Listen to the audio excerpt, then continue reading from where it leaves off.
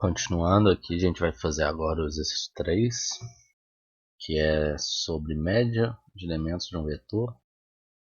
Então está pedindo para a gente fazer duas funções, uma que vai receber um vetor v e o tamanho dele, né, tipo a dimensão n, número de elementos n, e retornar a média desses elementos, desses valores. E depois está falando para a gente preencher esse vetor com números aleatórios através de uma outra função. Aqui a gente vai usar a função range para preencher esse vetor e vai fazer uma função para isso. E aí vou fazer um programa já para testar. Aqui está falando um pouco sobre as funções que a gente pode usar. Aqui no Linux é essa e no Windows é essa. Ela está na biblioteca stdlib.h. Agora a gente já inclui essas duas bibliotecas, essa e a padrão. Então, criando a pasta aqui, chamar esse arquivo de média.c. Então aqui a gente vai incluir a io.h e a stdlib. Começando aqui criando o corpo main, como sempre. E aí essas duas funções, certo? Vou começar pela média, então vamos chamar, o retorno dela vai ser, como é uma média, ele pode ser um double, né? Pode ter decimais, então vai ser double média vetor, que vai receber. Aí aqui na função, como já visto nas aulas, tem duas maneiras de a gente passar variáveis em geral para funções, como cópia ou por referência. Vetor também não é diferente. Então, primeiramente aqui eu vou passar um vetor como cópia para mostrar que na segunda função a gente vai passar por referência, para mostrar essa diferença. O por cópia a gente vai declarar simplesmente int, eu vou chamar o vetor aqui de vetor e coloco o colchetes vazio. Nesse caso estou falando que é um vetor, não preciso colocar o tamanho dele aqui. Então eu colocando isso, estou declarando um vetor por cópia, ou seja, quando ele chamar essa função, ele vai criar um vetor idêntico ao que a gente passou. E em seguida o outro parâmetro vai ser a dimensão dele, então vai ser n.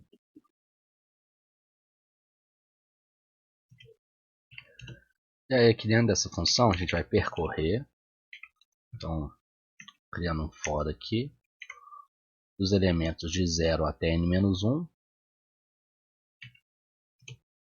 E antes aqui a gente pode criar uma variável soma, inicializando ela como 0. E aqui dentro a gente faz essa soma mais igual vetor na posição i. Tirou as chaves aqui, que é opcional. E no final a gente vai retornar o que? Então vai ser um double, certo? Então vai ser double. Esqueci do parênteses aqui. Soma, fazendo esse cache, dividido por double n. Então a média nada mais é do que a soma de todos os elementos dividido pela quantidade de elementos. Então seria isso. Agora, para fazer essa função de preencher usando a função range, como é que vai fazer aqui? Primeiro que, como a gente vai preencher a função, ela não precisa retornar nada. Então vai ser um procedimento. Como eu tinha falado em vídeos passados, funções sem retorno podem ser chamadas de procedimentos também. Vamos aqui de preenche vetor. E aqui, como a gente vai preencher o vetor, se a gente colocasse como parâmetro igual o da função de cima, ele ia criar uma cópia do vetor e toda a mudança que a gente fizesse nessa cópia, ela não seria refletida no vetor lá no programa principal, por causa do escopo. Então, em vez de criar por cópia, a gente vai criar por referência essa passagem de parâmetros. E para passar um vetor especificamente, a gente vai colocar o tipo desse vetor, que é de inteiros, colocar que é um ponteiro para inteiros. Então ele vai apontar para o mesmo endereço inicial do vetor. Então, quando a gente for chamar essa função, a gente vai passar o endereço inicial do vetor. E aí, dessa maneira, a gente está apontando para o mesmo lugar, fazendo isso. E aí a gente pode acessar por índice ou somar a esse ponteiro para ir nas outras posições. E aqui o n a gente pode criar por cópia sem problemas. Aí para a gente preencher, então a gente vai fazer o for de novo. Então, int menor que n, então vai de 0 a n-1. E aqui agora a gente vai acessar.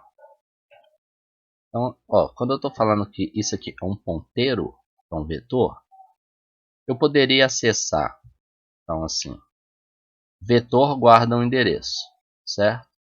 Então, se eu colocasse vetor mais i, ele também iria para o mesmo endereço. E aí, se eu quisesse, por exemplo, isso, então eu estou falando que eu quero que o conteúdo da onde eu estou apontando mais o deslocamento dele seja igual ao retorno da função range. Então, assim que eu faria para colocar usando ponteiros. Só que eu acho mais didático a gente colocar o seguinte, então a gente vai colocar vetor i, que fica parecido com o que a gente já fez anteriormente. Já tá vendo? Ó, vetor é um ponteiro, mas quando eu coloco o índice aqui, eu estou justamente falando que vai pegar esse ponteiro e deslocar e unidades e armazenar no local dele. Se eu colocasse o asterisco aqui, percebam que ia dar um erro. Então isso aqui, quando eu estou colocando um índice, eu não posso tratar com asterisco. Eu coloco parecido com o que a gente já tinha feito antes. Então é isso. Agora para testar nossa função, a gente vai criar, vou chamar até o vetor aqui fora de v. Então vou colocar um int v de quantas posições? Ele deu um máximo aqui no enunciado. Não deu máximo, né? Mas a gente, como eu falei para aquela alocação dinâmica que a gente não está fazendo, vou definir um máximo aqui de colocar 1000, por exemplo. Então vou declarar aí com tamanho máximo.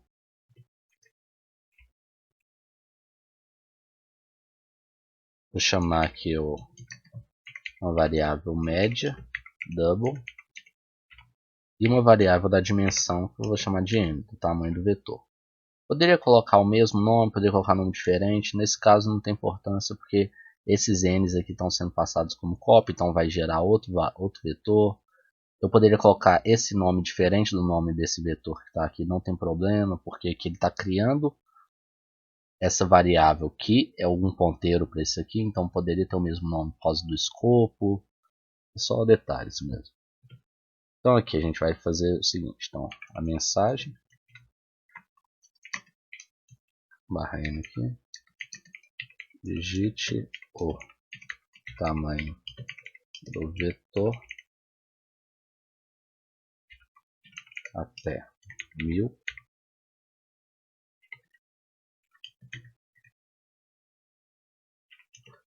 e que o scanf %d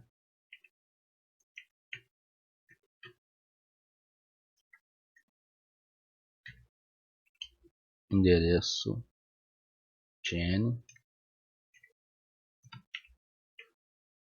Posso ficar fazendo igual a gente estava fazendo anteriormente, colocando o do while aqui, enquanto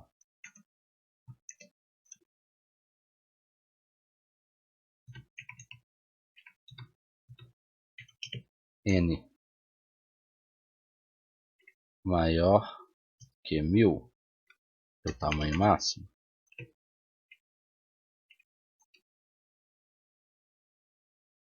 Coloco uma outra condição aqui, que vai ser n menor que 0.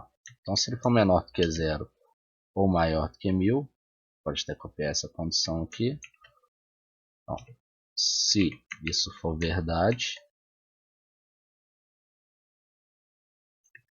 eu vou mostrar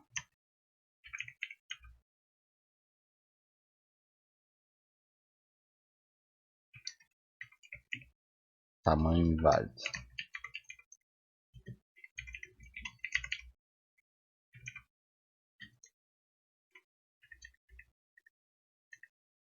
Agora a gente copia aqui, corta na verdade.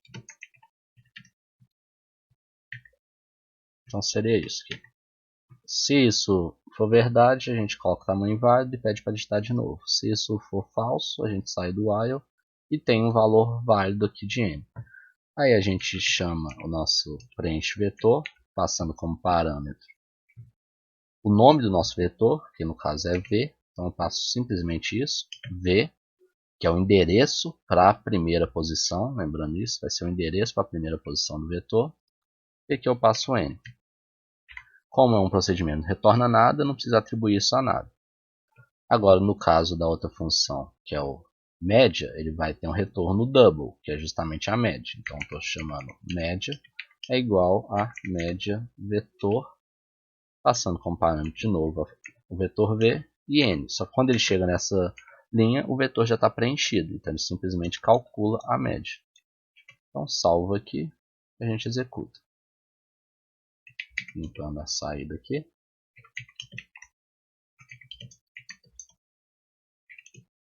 gente pode ver que foi criado. Compilando agora.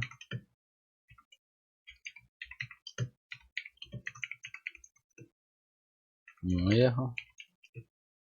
Então vamos colocar assim, um vetor de 6 posições. Ah, não está imprimindo nada no final, né? Tem que imprimir média. A média é identificador LF, média. Salvei. Só compilar de novo. Então, sei lá, 4. A média é 12.835,5. Vou colocar aqui duas casas decimais. Aí lembrando que no final aqui fala que a função range ela gera números aleatórios de 0 a 2 elevado a 31 menos 1. Por isso que a nossa média aqui está bem alta, 2.835.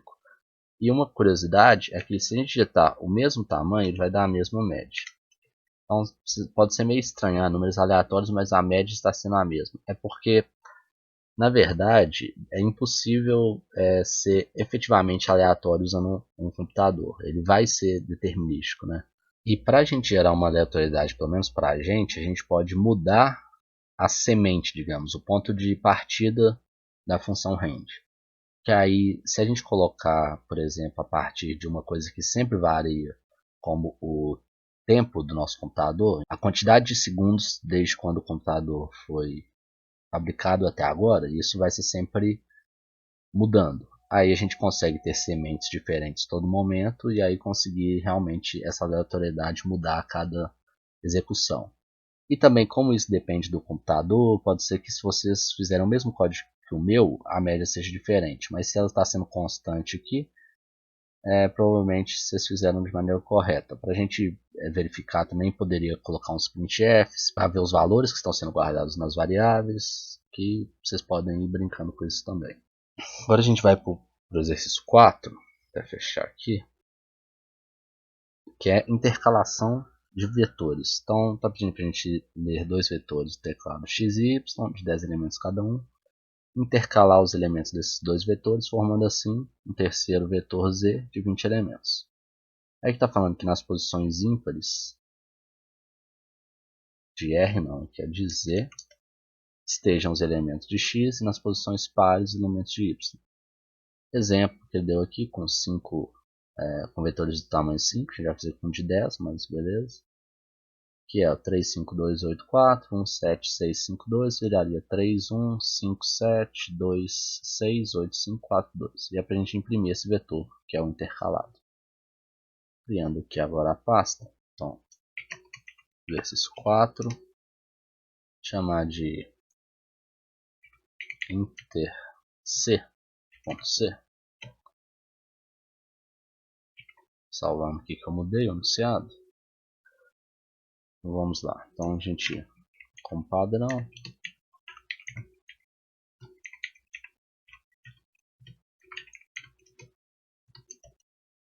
std.io, tá errado. A gente pode perceber que dessa vez a gente não vai ter um valor máximo de tamanho, porque já está especificado. Então aqui tem 10, os dois vetores, e o segundo vai ser 20. Então sempre vai ser isso. Então a gente vai vir aqui. Então, int x de 10 posições, o y de 10 também, e o z de 20.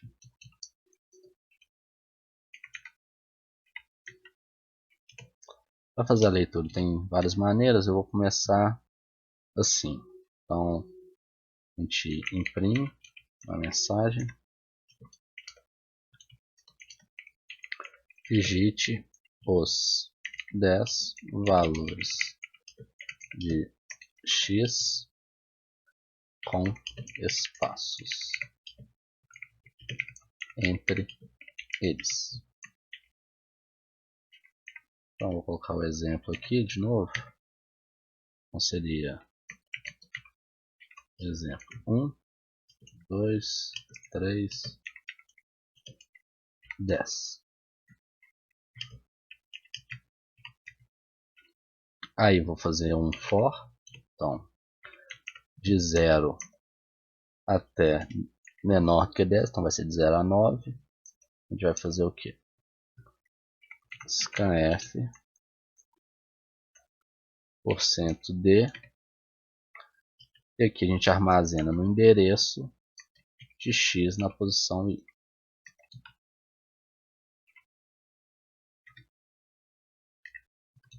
Tiro as chaves e vou fazer a mesma coisa para o y.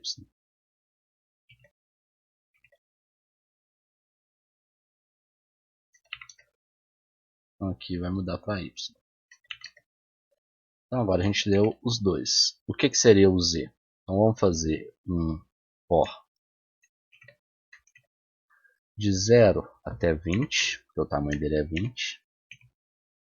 E aqui a gente vai colocar o que? Se o resto da divisão de i por 2 for igual a 0, ou seja, ele é par, a gente vai fazer uma coisa, e se não, a gente vai fazer outra.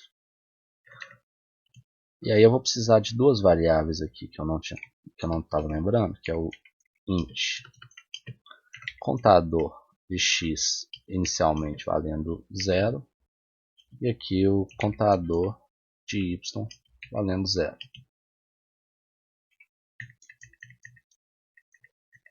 E por que eu estou fazendo esses contadores? Porque a gente vai adicionar o x. Ó, vamos ver aqui, ó, vetor 3. Então ele começa como x, depois ele vai para o y, então x, y. Então na posição 0 é x, 2, 4, 6, 8. E nas ímpares é o y.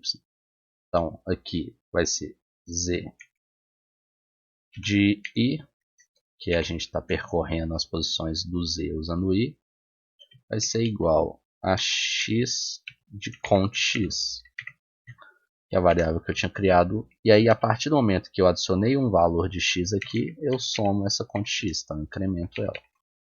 Por isso que eu criei ela, porque a gente não poderia usar o i como índice aqui do x, porque senão a gente ia perder alguns números.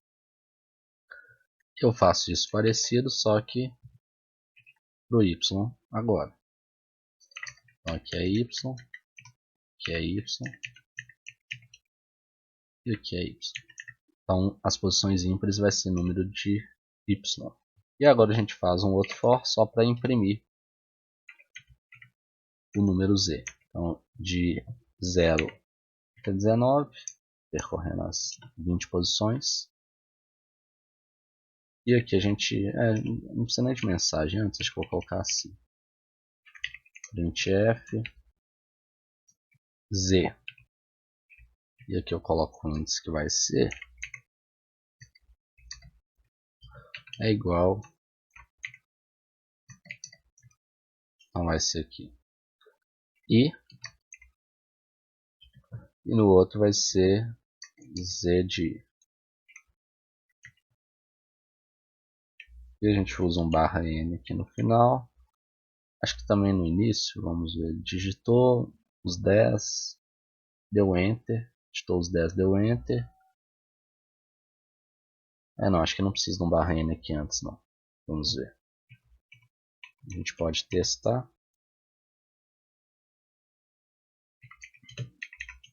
Está na pasta correta. A gente compila agora.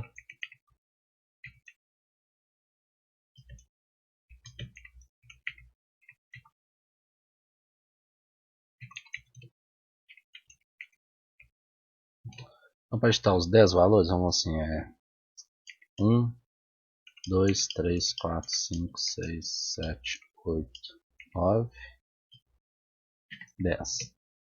E o próximo a gente coloca, sei lá.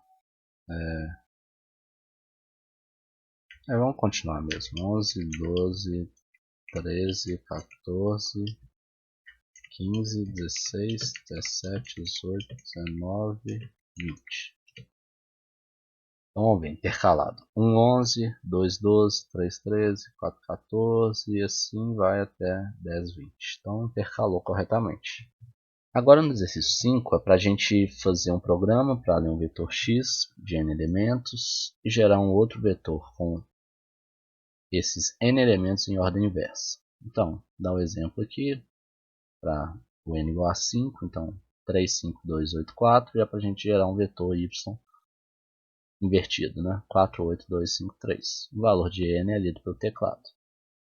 Então agora o tamanho vai ser variável, a gente vai definir um valor máximo, como a gente fez em outros exercícios. Eu vou colocar, por exemplo, 100, mas aqui não deixou claro, então a gente vai colocar isso. Vou colocar 1000 na verdade. Então aqui, vou chamar de inv.c. Então, include.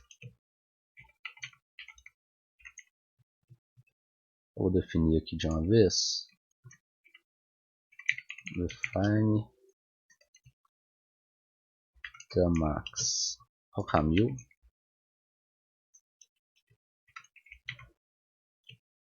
Main. Então a gente vai declarar. Deixa eu ver, os valores são inteiros. Como o exemplo está inteiro, a gente vai colocar o vetor como inteiro. Então vai ser int x tam max. E aqui y tam max também. E aqui a gente declara o n. E a gente vai ler o n. Então print.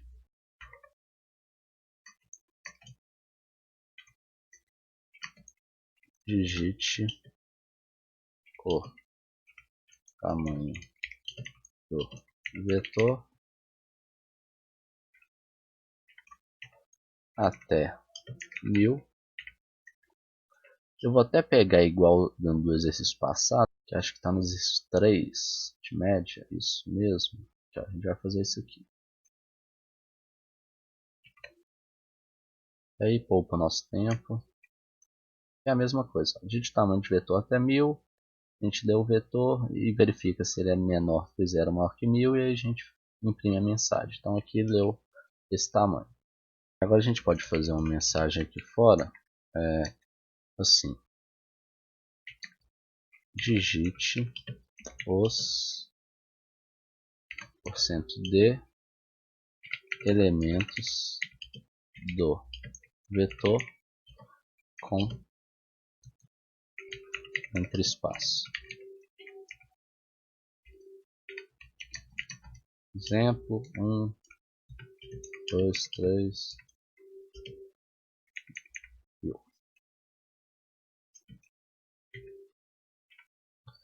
A gente faz aquele for para ler, então int de 0 menor que n, scanf,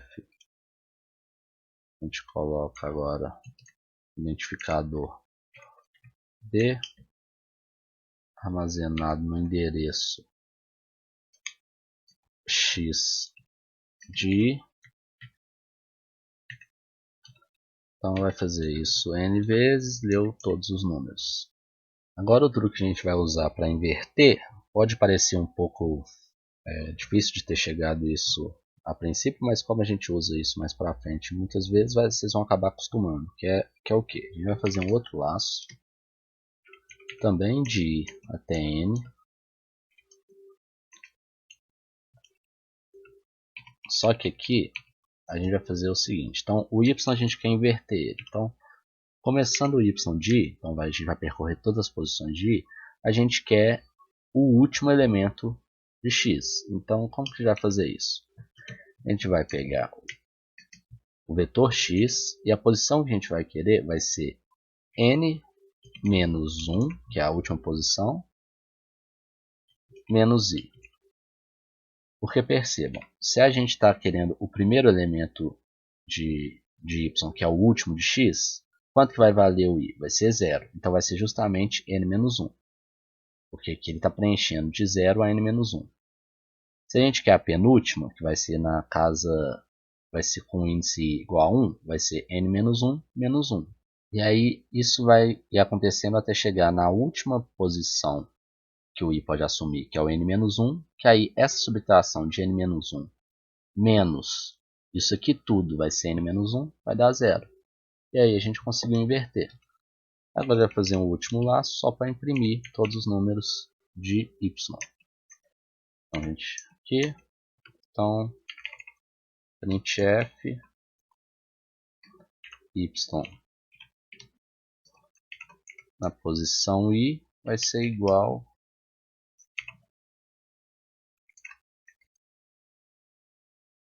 ao que? Colocar um barra N aqui. Então isso vai ser, aqui vai ser I e o próximo é Y de I.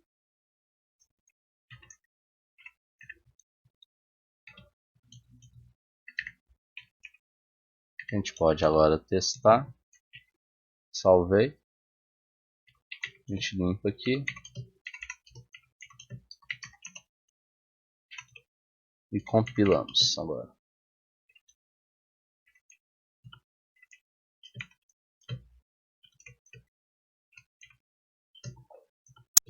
Podemos testar um valor errado aqui. Menos 1, 1002. Agora a gente vai testar com 3, por exemplo. Vai ser 1, 2, 3. Então, 3, 2, 1. A gente pode testar o exemplo do enunciado. Então é 3, 5, 2, 8, 4. Então vai ser tamanho 5. 3, 2, então, 3, 5, 2, 8, 4. Então, 5, 2, 8, 4. Então, 4, 8, 2, 5, 3. Então, deu certo. Então, a gente encerra esse vídeo aqui.